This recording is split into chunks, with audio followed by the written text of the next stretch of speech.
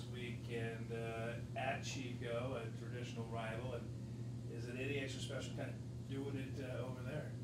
You know, Chico has a really great group of heptathletes, and the community that you feel and like the accomplishment that you feel is as a whole. Like everybody that completes the heptathlon feels that as a whole, and everybody pulls each other along. So being over there was just, it made me perform better because I'm surrounded by my peers. Like we're not rivals when we're there. Like we're competing in a heptathlon and we're doing it all together. What did it mean for Coach to come over last Friday and kind of cheer you on? Yeah, I had no idea. I was really excited. I was shocked. I had no idea it was coming. It was really cool to have both Pesh and Sarah help me out in that 800. I needed a lot of support in that and had to make up a lot of points, so it was nice to have both of them at the 200s and tell me where I was at and pulling me through. What do you think is your best event? The 100-meter hurdles. Definitely, I get the most points out of the 100-meter hurdles. And then high jump, long jump, and the two were close behind that. You know, obviously, the goal to do well, qualify for nationals. Who knows what's going to happen? But you got to be thrilled, especially at this part of the season, just what you've accomplished so far. Yeah, you know, it's really rewarding to come off a redshirt year and do so well right off the bat. But the biggest thing is that you do well in the first meets of the season, and it just exposes all your weaknesses. So now we know what we can hit hard and what we can drill before the next heptathlon, and hope to get those points up there and hit the auto mark. You know, Coach has been thrilled about just the recruiting, just being able to get athletes, and just kind of talk about how you got to Humboldt. Pesh was a big help there. I had originally planned to go to a different university, and my financial aid didn't work out, and I had to find a university last minute. Called up Scott and said, "Hey, I want to come run for you." And he goes, "Okay, like, are you enrolled? Are you registered? You come in?" And I was like, "No, I haven't applied. I haven't done anything." And this is in June, middle of summer. He's got a family vacation coming up, and calling him every day like, "Hey, Coach, really want to come to your school? How do I get in?" And he pulled some strings and got me in. I did the 100-meter hurdles that first year, and then ran 4x1 as well. And then I redshirted and decided I wanted to do the heptathlon. And that's when I started the heptathlon, was after my junior year. How grueling and all the events, especially if you have a busy week with just it's not just compete in one event and that's it. But just talk about the grueling effort that it takes. Yeah, the hardest part is between events. You have about 30 minutes or 45 minutes depending on the meet, and you have to relax from your last event, but then give yourself like a 5-minute relax period before you get, you know, thinking about your next event. And that's the hardest part, is the mental fatigue that comes with it, because I'm physically prepared to do it. That's why we train, that's why we're out here every day, but it's the mental aspect that's the hardest part. You can burn out real quick if you don't have your mind wrapped around what you're doing. I'm guessing you never have a bad day.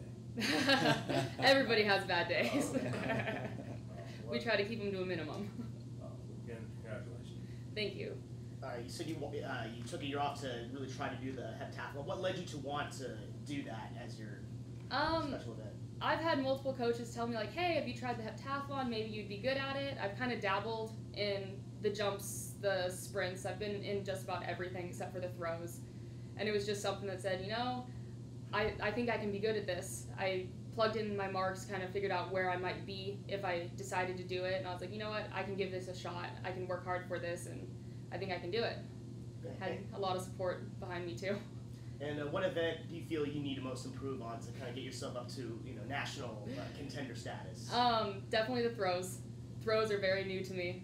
My hand-eye coordination is not there. I'm a runner, but I'm working really hard on those right now, and those are going to be something that we really drill and focus on until nationals. What are all the events again that included? Day one is the 100-meter hurdles, high jump, shot put, the 200, followed by long jump, javelin, and the 800 on day 2. Yeah, so I think the one thing to cue up on, and maybe you can tell them, Kate, but I was talking about the javelin. Yeah. I mean, hey, we wanted to kind of hit a 93-foot mark to kind of hit kind of what we can feel we can do as a happy medium, and she hit 83. So how'd you come back from that? I mean, what was your thought process after having a good long jump? Yeah. And then not so good javelin, and then what was your thought process between the javelin and the 800? going into Chico, I knew that I was going to run an 800. I knew that I was going to give myself a shot running it, and I wasn't going to chicken out on the line and just be like, oh, this is going to hurt. I don't want to run it hard. And after the javelin, it was like, you know what? I'm happy I wrapped my mind around this early. This is what I have to do. My goal was to hit at 221, which was going to get me into the 5,000s. And I hit a 224, which is pretty darn close, and I'm happy with it. It was a big PR, but it was just something I had to wrap my head around. I had to go sit by myself for a little bit and just say, this is what I'm going to do, and I'm going to do it right now. A lot of pressure? Yeah, it was a lot of pressure, but it wasn't anything that I didn't expect or I didn't think I could accomplish. Good. That's a senior talking right there. Yeah, after events, are you basically calculating numbers like, hey, what you got to do just? Oh, yeah. Oh, yeah. Oh, yeah. There's a book, and you can plug it online, but every event will have a respective score with whatever mark you're at. So you're almost counting down to what you have. Yeah. And so here she has a 3,070 point first day, and you do the math, and we want her to hit 5,000. You know, she did this under 2,000, and you got to calculate, okay, if I did this in the long jump, did this in the jab, and this in the 800 in my last day, what is it going to take? So that's the issue with the javelin. It's like, Yeah. and that was tough. And then for her to come back and run 224, a 10-second, 11-second PR, it's like, we'll take it. Yeah, and it was really exciting to learn that I had the capacity for that 800. It wasn't something I knew about myself before, so now that's something I can get points in and be confident in that. And she looked very, really good. I mean, you're beating half my distance team right now.